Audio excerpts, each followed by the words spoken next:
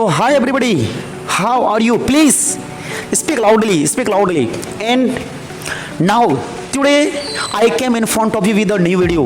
You know that why I came in front of you with the new videos? Please, I'm speaking in this time and I will share my story today.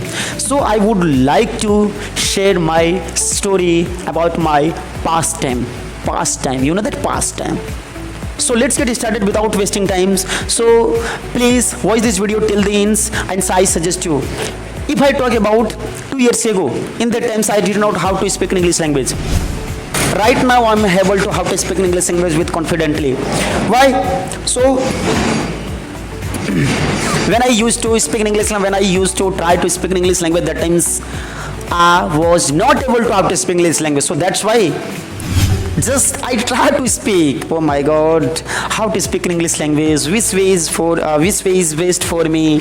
And what I study, what I learn, what I study, what I learn, and what I do, and what should I do? Oh my God, always time my mind was stuck. Clear na? And effort my mind every times was. So that day it was very critical point with me. But right now, if I talk about in this time about my English language, so that you can see right now, because I am able to how to speak in English language. Right now, I'm speaking in English language in front of you. Why?